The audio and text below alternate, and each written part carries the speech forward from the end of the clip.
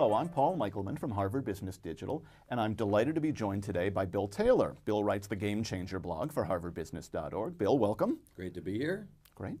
Bill, the subject of our chat today is online shoe retailer Zappos. And among other things, Zappos is known for providing some rather extraordinary customer service and for engendering a really deep level of commitment and engagement from its customers. So Bill, one of the tried and true principles of management is you can't have deeply engaged customers without deeply engaged employees. And yet in your post on Zappos, you write about a rather unusual policy Zappos has of actually trying to bribe its employees to quit. Can you connect the dots for us here? Well, it's unusual, but if you think about it, it makes a lot of sense. Zappos, they're growing fast. They're up to 1,600 people now, just a huge employment growth rate, and they're really committed to filling the company with employees who are equally committed to engaging with their customers. And it's one thing when you recruit and you evaluate and you interview and you try to educate people about what they're signing up for, but they don't really know until they arrive. So on the first day at Zappos, you begin a 4-week deep immersion, not just in how to talk to customers, but in terms of the company's culture, its values, its incredibly high energy.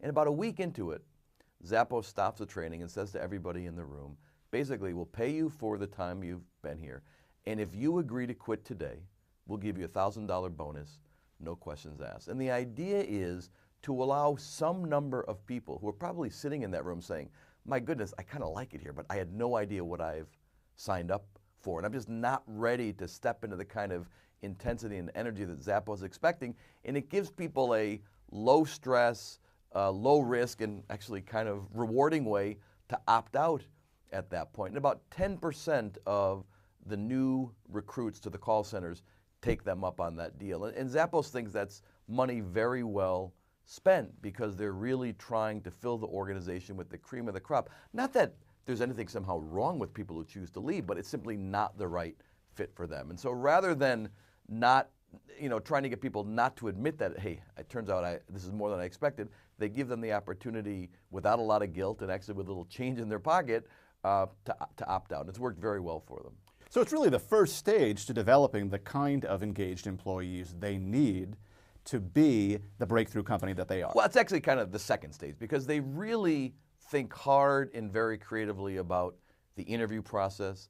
The Zappos job application is kind of entertaining. You begin with actually completing a crossword puzzle, believe it or not. And I don't think there's no great social science research behind it. It's just a signal to people that this is not your run-of-the-mill company kind of deal. They've got 10 very well-developed values. They ask questions that are probing quite specifically into, do the values of the people they're evaluating sync up with the values of the company itself? And I think they do a very careful and very creative job of doing that. But even with that, you're gonna hire people, you're gonna invite people in where the fit isn't quite right, and that's where the $1,000 bonus comes in. And by the way, it started at $100, then they raised it to $500, it's now $1,000, and as the company continues to grow, they're thinking of raising it again because they say, we're willing to spend. One of the things that happens as companies get bigger and bigger is that they tend to bland themselves out, and the hunger to just get more warm bodies in here because we have so much work to do overcomes the commitment to having only the right kind of people. And so one way to try to keep that quality up is to keep raising the size of the bonus. Great. So Zappos employees aren't just engaged, they're deeply empowered. And I think if I read between the lines of your post, one of the reasons they've been able to grow so successfully is they push so much responsibility to the front lines of their workforce. Quite right. How do they do that? Well, first of all, I'd say they're not just empowered, they're borderline insane. And I mean that only in the best sense of the word. I was out there a few weeks ago to sit down with the CEO, Tony Hsieh, and do a tour. And they have 1,500 vendors, and so the vendors are coming through, all the shoe companies, all the fashion companies, so they're coming through all the time.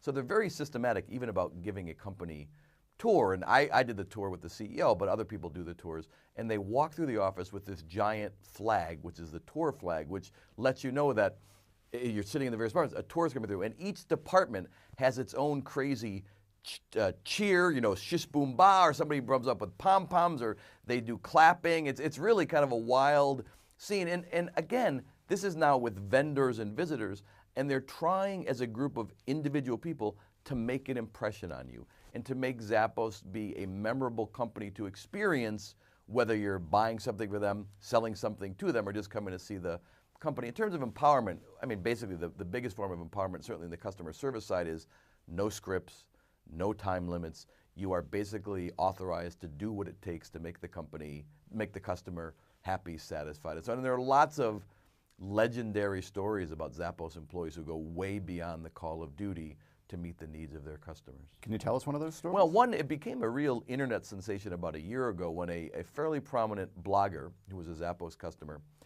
bought a bunch of shoes for her mother, who it turns out was terminally ill.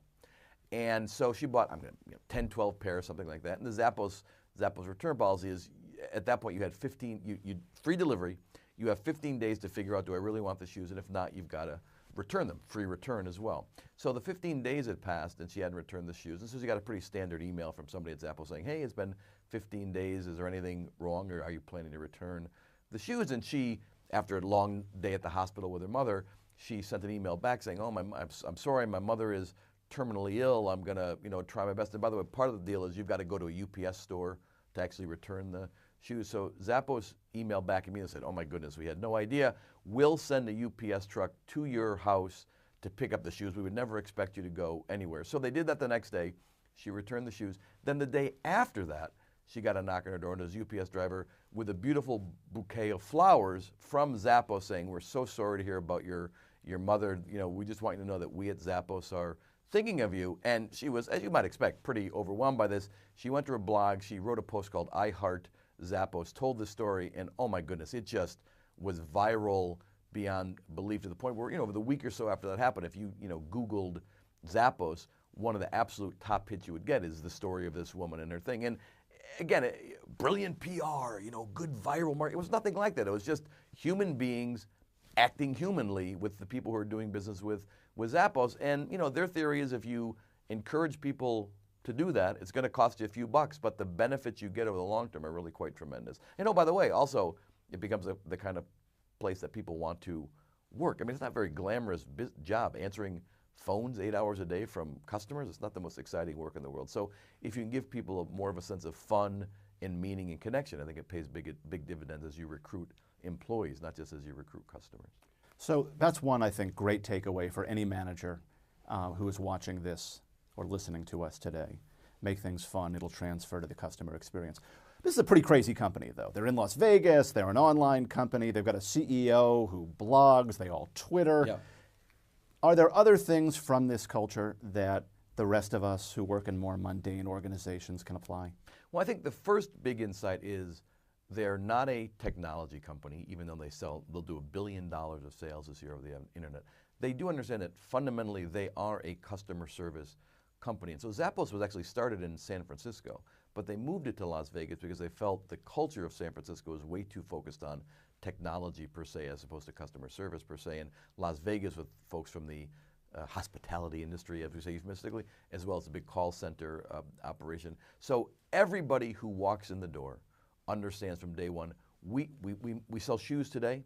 We sell handbags now in fashion. They're going to be selling consumer electronics. They are building a customer service platform, and everybody understands that job one there is to connect with the customers, to the point where if you're hired as a very senior executive or a very nerdy computer programmer, you take a short class, a short form of the 4-week customer service training, and you spend a week, everybody spends a week working in the warehouse in Kentucky shipping out the product, because they don't want you to then become a marketing person or an operations person and forget what they, so that's insight number one. Number two is a customer service culture is only as strong as the employees who own it. So Zappos every year puts out a 300-page employee manual culture book written by the employees themselves. And you can actually buy it on the site. They sell it to other people to explain the company. And so the sense of the employees really own the culture, whatever form that culture may take, is another important takeaway. Bill Taylor, thank you very much. Great, thanks, it was fun. To read more about Zappos and other innovative companies, you can visit Bill's blog, The Game Changer, at blogs.harvardbusiness.org.